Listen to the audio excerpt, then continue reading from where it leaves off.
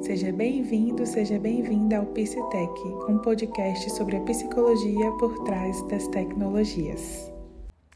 Olá, pessoal! Meu nome é Paula Rodrigues, sou psicóloga e hoje nós vamos falar sobre tempo de tela, tudo que você precisa saber.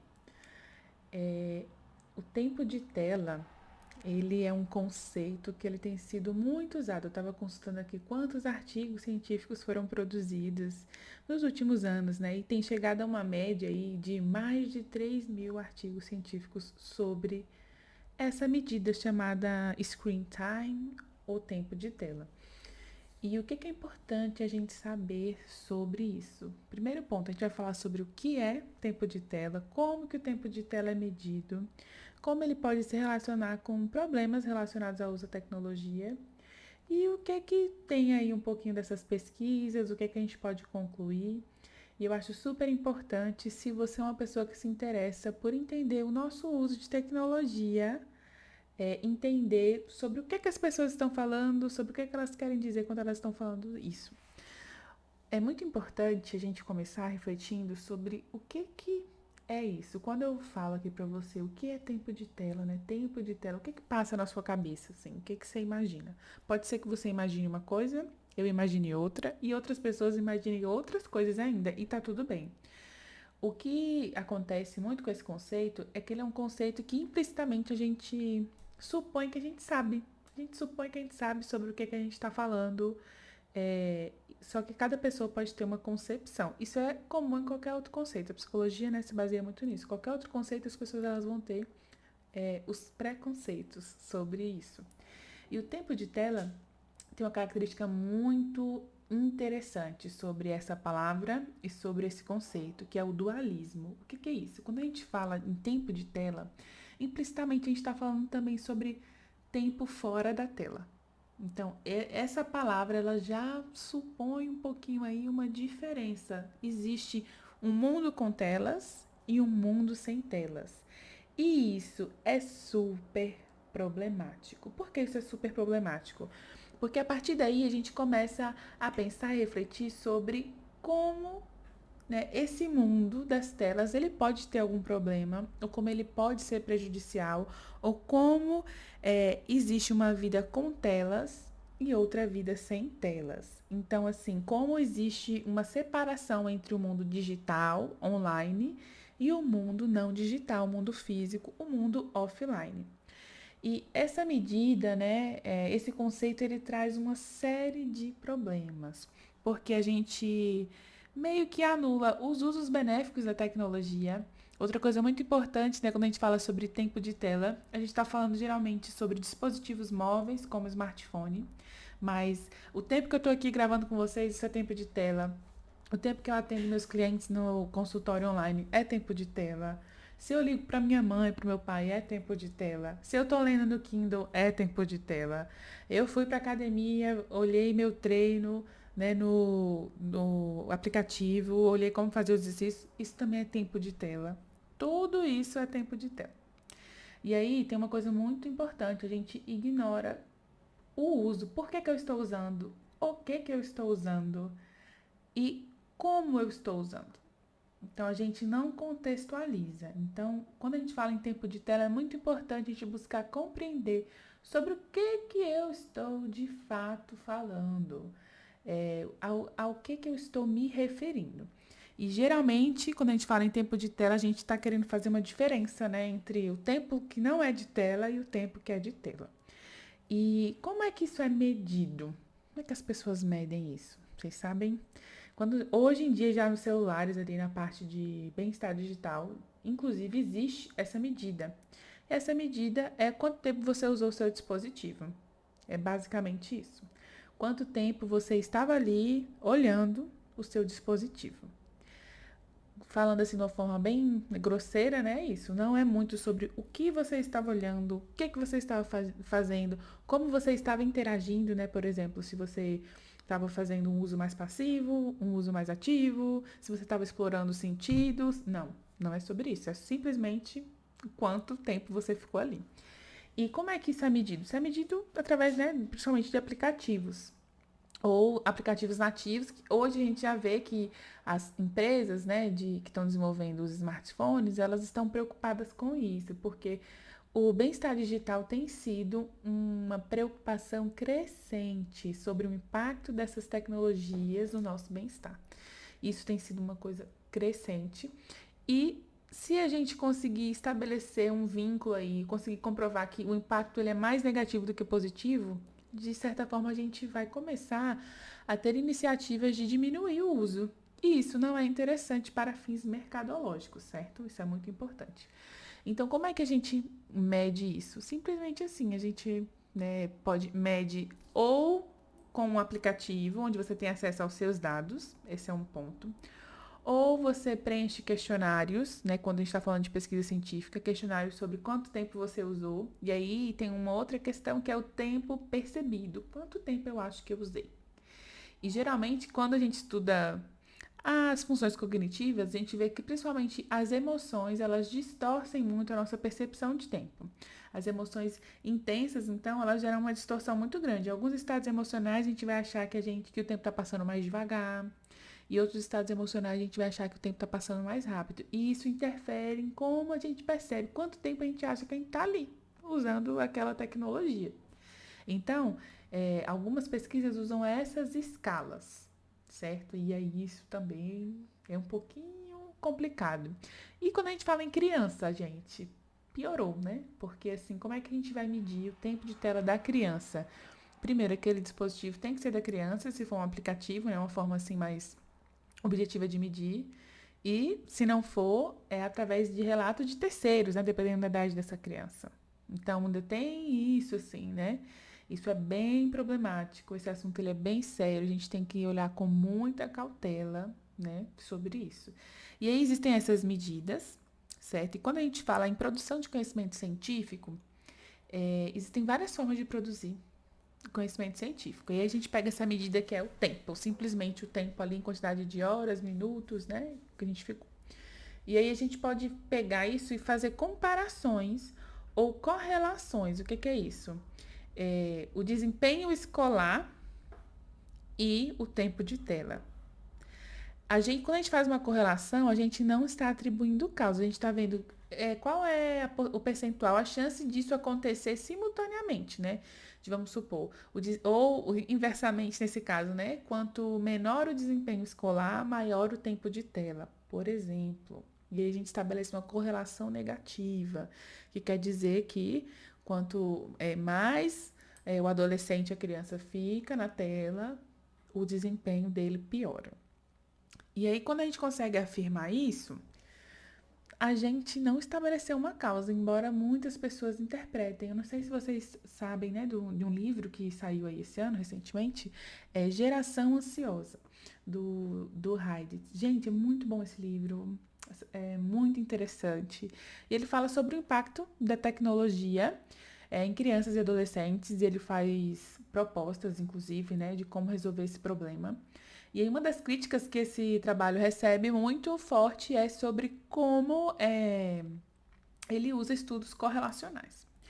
Mas a gente tem que lembrar, né, que tudo que é novo, primeiro, gera um medo, uma preocupação, né, em nós. Por exemplo, quando a televisão foi lançada, quando a gente começou a assistir muitos filmes, videogames, sempre vai surgir uma preocupação em torno disso.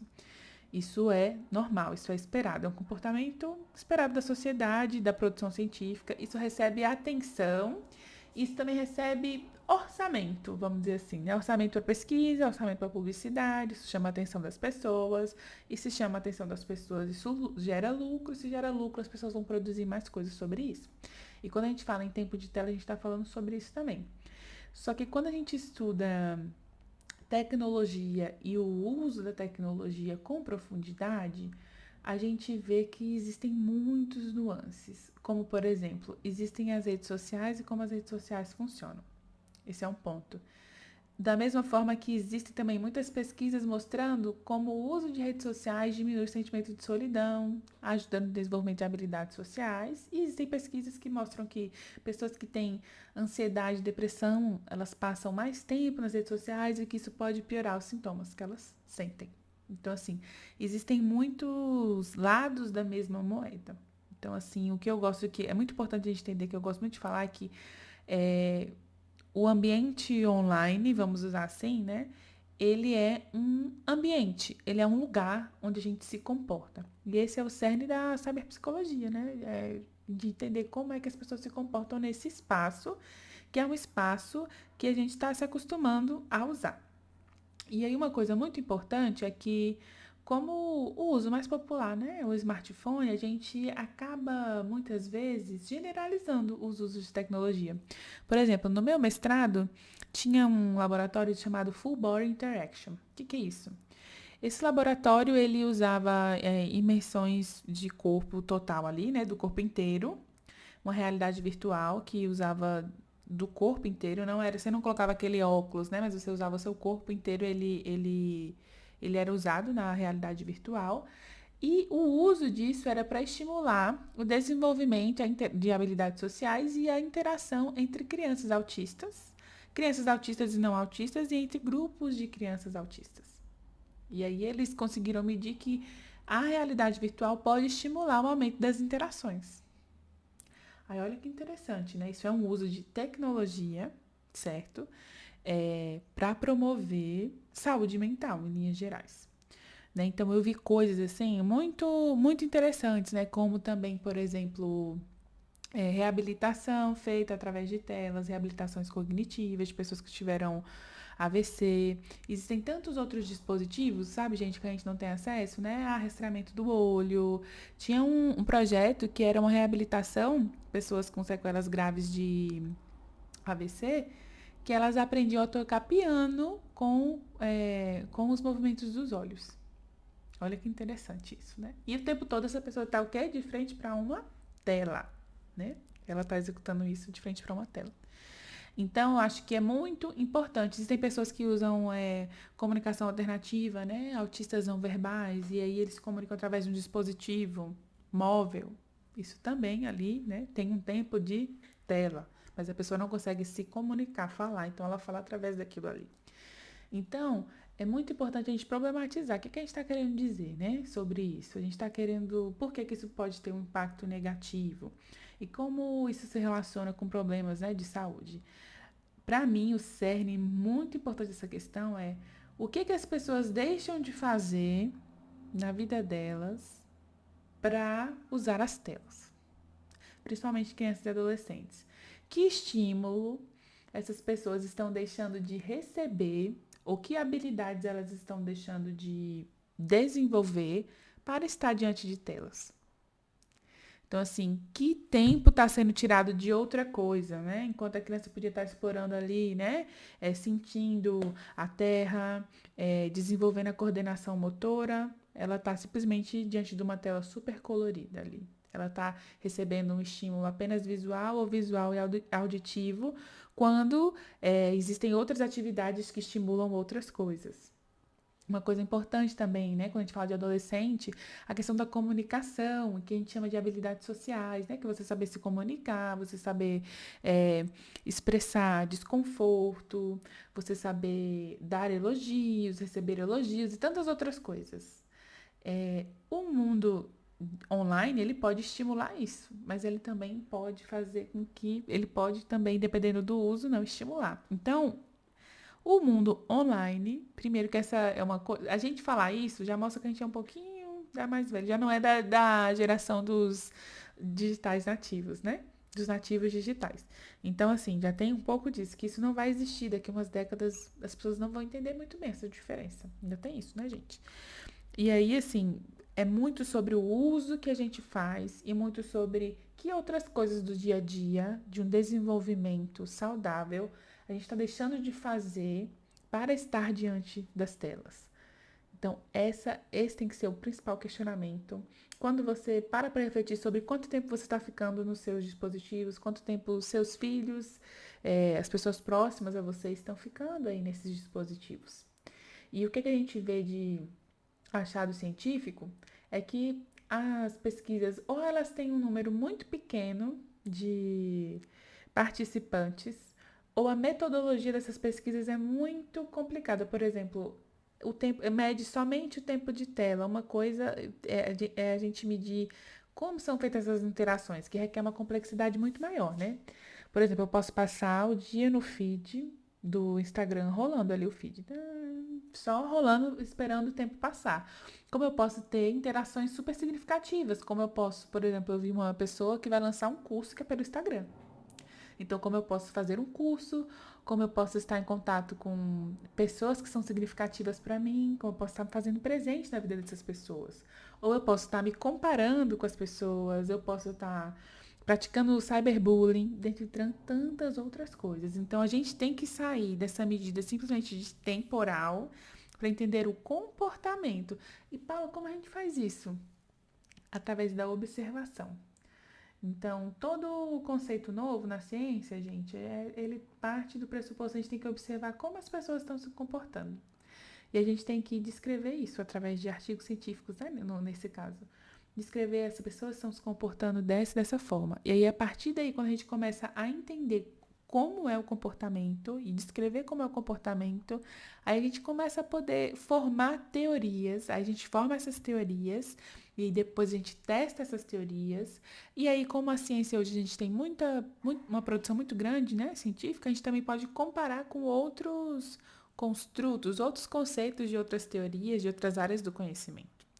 Eu estava pesquisando aqui, né, para fazer esse episódio sobre os artigos de tempo de tela. Gente, eu vi muitos artigos sobre a questão nutricional de adolescentes e crianças e tempo de tela. Então, o tempo de tela ele foi uma medida ali adicionada. E realmente, no estudo desse, vamos supor, eu comparei o tempo de tela com a questão da ingestão de nutrientes não processados. Isso aí pode ter uma correlação? Pode ter. Mas por que tem uma correlação, ou se isso simplesmente é uma coincidência, a gente não consegue afirmar com precisão, porque a gente tem que ter medidas, instrumentos. E a gente tem que ter um acompanhamento muito grande, né, desses participantes. E é difícil também ter um pouco desses participantes, você conseguir acompanhar por tanto tempo. Então, quando a gente fala em tempo de tela, é muito importante você entender, eu estou falando de que tipo de interação? Estou falando do meu tempo em redes sociais, do meu e-mail do meu trabalho. Eu estou falando de chamadas de WhatsApp com os meus amigos. Ou eu estou falando de terapias que eu estou fazendo virtuais, projetos que eu estou desenvolvendo, pesquisa. Às vezes você está assistindo o seu Netflix, por exemplo, no seu celular. Isso também está contabilizando. Tem gente hoje que põe muito YouTube, né? E vai, sei lá, lavar a louça, fazer outras coisas. Então, que tipo de uso é esse? Como que isso está acontecendo na sua vida e na vida, talvez, dos seus filhos, né? Dos seus filhos, das crianças e dos adolescentes? Por exemplo, as crianças e adolescentes, eles estão tendo outras habilidades também estimuladas, né? A questão de coordenação motora, raciocínio crítico, através de outras atividades, né? Seja praticando esporte, projetos sociais, voluntariado, atividades que são feitas em outro tipo de organização, como organizações religiosas. Então, é muito sobre como a gente deixou de fazer outras coisas na nossa vida e aí a gente coloca o celular para preencher esse tempo e aí a gente não se desenvolve em outros aspectos. Ou como quando a gente está lidando com emoções difíceis ou com o tédio, a gente recorre a esse recurso como uma forma de aliviar, vamos dizer assim. Que dependendo do contexto, isso é saudável, isso não é condenável, gente, isso é saudável, dependendo, às vezes é isso que você tem, é isso que você vai fazer, certo? Ou como às vezes isso está fazendo com que você não desenvolva habilidades emocionais, por exemplo. Então é muito importante a gente entender o que a gente quer dizer, né, com isso. Então, quando a gente vê muitas correlações, por exemplo, afeta o desenvolvimento infantil. Isso aqui tem que explicar, que isso aqui é muito interessante. O tempo de tela ele afeta o desenvolvimento infantil. Tá. Como? Principalmente, como não? Como isso foi medido? Você colocou as crianças que. Primeiro, isso é super antiético, tá, gente? Você fazer um experimento desse tipo, a gente vai medir crianças que não usam celular e crianças que usam celular. Então, aí você vai monitorar. Até aí, dependendo do contexto, do país, das leis, dá para fazer. E aí você tem que monitorar essas pessoas por um tempo. Se você está falando de desenvolvimento infantil, desenvolvimento cerebral, você tem que monitorar por um tempo. E aí você tem que ter uma medida inicial e uma medida final. E se a gente está falando de desenvolvimento cerebral, a gente está falando aí de alguns exames, como é, fMRI, não sei se vocês sabem como é, né? Que é tipo uma ressonância magnética. A gente está falando de eletroencefalograma, né? Quando é usado para questões de medir áreas do cérebro, a comunicação elétrica entre essas áreas. A gente está falando de medidas muito complexas, muito complexas. E aí a gente tem que ter essas medidas no começo de um experimento, no final, e a gente tem que meio que controlar esse tempo aí. Por exemplo, 2 anos, eu tenho que garantir que em 2 anos essa condição foram seguidas, para essas pessoas estarem inseridas ali no meu experimento, certo? Então, vocês entendem que isso é muito específico e quando a gente pega esses estudos, são estudos assim com 100, 200, 300 pessoas. Isso é muito pouco se a gente quer fazer uma inferência tão grande, né, sobre o impacto. E outra, tem a questão cultural. Tem vários fatores que a gente não consegue controlar, né? Como eu falei, por exemplo, a dieta. A gente não consegue controlar a dieta, o estímulo que essas pessoas estão recebendo em outros momentos do dia. Então, essa área, gente, é muito complexa de estudo, muito complexa. E aí, o que a gente vê são muitos estudos fazendo uma correlação, né? Comparando quanto tempo de tela a pessoa ficou, qual a nota dela. Né? Aí muitas pessoas ignoram que muitas vezes, hoje, as aulas, né? Por exemplo, eu acompanho casos de que a escola tem todo um sistema ali online, ela dá um computador para a pessoa. E a pessoa ela tem acesso a todas as atividades, tudo é feito através daquilo ali.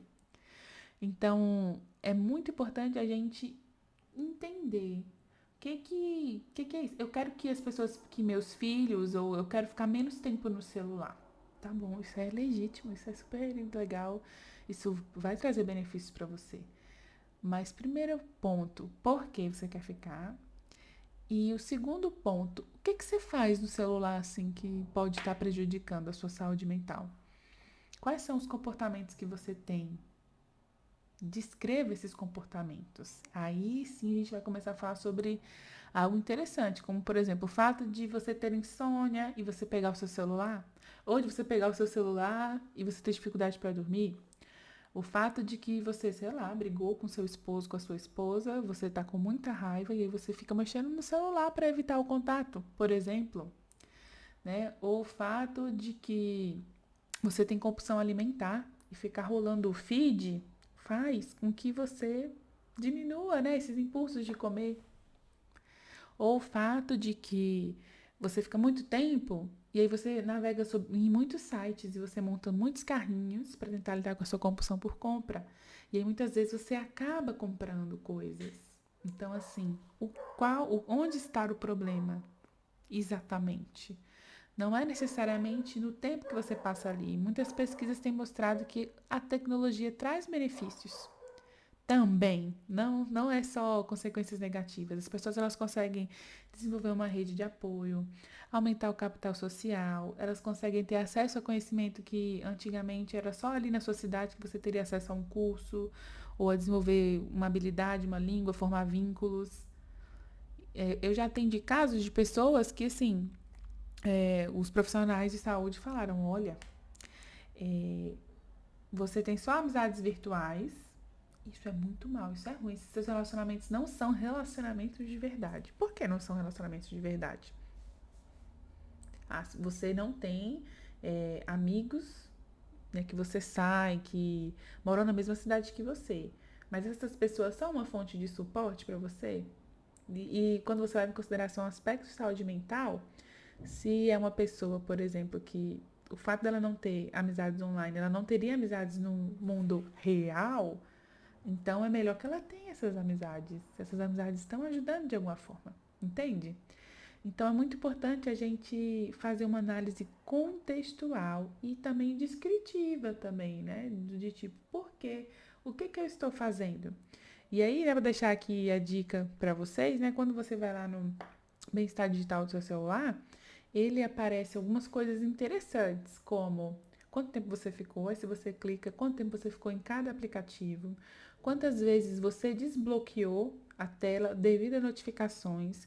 Quais aplicativos, é, quais as notificações de que aplicativos fizeram você desbloquear? Por exemplo, foi mais o meu e-mail de trabalho ou foi mais o Instagram que fez com que eu destravasse a tela? Coisas desse tipo, entende? Aí você consegue entender. Poxa, eu tô ficando mais tempo nesse aplicativo do que o que eu acho interessante. Eu, por exemplo, eu tenho um hábito de, às vezes, ficar olhando muito o TikTok, porque eu me divirto muito. É como se fosse assim, eu quase não assisto televisão, assisto séries, assim, mas é, eu não assisto todo dia televisão. E às vezes eu tenho um momento de lazer e eu quero ver alguma coisa engraçada. E aí eu vou pro TikTok, e aí eu fico ali. E é um momento que eu me desconecto de várias coisas, entende? Então isso é muito importante da gente entender. Então eu queria muito que você, se você está refletindo sobre isso na sua vida, se você é profissional de alguma área e tem refletido sobre essa medida, né? Como você vai considerar essa medida? Se você já você é da área da saúde, se você é da área da tecnologia, é muito importante entender quais são as interações que eu estou tendo dentro do meu dispositivo, ou dentro dos meus dispositivos, né? Que hoje são vários dispositivos que a gente tem. O que é que eu estou fazendo aqui? Quais são as ações que eu executo? O que é que eu estou estimulando em mim? O que é que eu estou desestimulando? E outro ponto muito importante: o que eu estou deixando de fazer para estar fazendo uso de telas? Ah, são coisas inúteis ou são coisas que não me agregam. Ok. Ah, por exemplo, eu estou deixando de ir para academia, fazer atividade física, sendo que eu preciso fazer para ficar no celular. São coisas bem diferentes, né? E aí eu acho muito que existe uma questão também de como a gente usa para nos distrairmos, talvez de coisas significativas da nossa vida. E aí entra a questão da Paula psicóloga, né, aqui, de a gente examinar isso, mas e também da gente entender sobre os processos emocionais, entender com muita profundidade isso. Né? O seu celular está te distraindo do quê? Se são coisas extremamente relevantes ou são coisas irrelevantes? Ou o que que o seu celular está ajudando, o seu celular e também os outros dispositivos a construir? Ele está ajudando você a se tornar uma pessoa mais inteligente, se tornar um profissional mais qualificado, você alimentar as amizades, você se fazer presente na vida de pessoas que estão longe de você, você conhecer coisas novas, você, por exemplo, entrar num programa de meditação, você desenvolver suas ideias. Então é mais por aí, gente. Então, quando a gente fala em tempo de tela, eu acho que é muito importante você pensar o que que eu estou fazendo, que tipo de comportamento eu estou tendo dentro aí desse meu dispositivo e o que é que eu estou deixando de fazer para estar fazendo isso. Então, quando a gente fala em tempo de tela, é muito importante a gente levar em consideração esses aspectos, porque dentro da própria ciência esse tema é muito controverso, essa medida ela é muito controversa. Ah, meu filho fica 3 horas na tela, ele está 3 horas fazendo o quê? E o que que ele está deixando de fazer para estar aí? Né? Ele está deixando de ter uma conversa com você, de vocês terem momentos juntos, ele está deixando de estudar, ou ele está estudando, na verdade. Ou ele está se conectando com pessoas que são significativas para ele, ou às vezes ele está praticando cyberbullying, fazendo coisas assim que não são saudáveis. Então, isso é muito mais importante. Espero que vocês tenham entendido, né, esse assunto. Eu queria muito trazer esse assunto aqui porque é um assunto muito recorrente, que existe assim, muita falta de informação confiável, e as pessoas se deixam levar sem questionar o que, que isso realmente está querendo dizer. Existe um uso positivo da tecnologia. Eu estou aqui, por exemplo, fazendo um podcast para vocês. Estou usando a tecnologia para isso. Eu tive acesso a coisas que eu nunca imaginei na minha vida por causa da tecnologia. Tecnologia, assim, muito. Eu acredito muito que a tecnologia me salvou em muitos momentos, porque eu fui capaz de buscar por respostas, não na tecnologia, mas através da tecnologia, entende? Então, é muito importante a gente ter essa reflexão, né? Quais os ganhos essa tecnologia está trazendo para mim e quais as perdas? E o que que eu estou deixando de fazer para estar fazendo esse uso e o que que eu estou ganhando aqui nesse espaço? Então, essa é a principal fala que eu queria deixar aqui. Falei muito, espero que tenha sido útil para você e a gente se vê em breve, né? A partir de agora, provavelmente vamos retomar aí a frequência semanal do podcast. Então, um abraço, obrigada por ter ficado até aqui.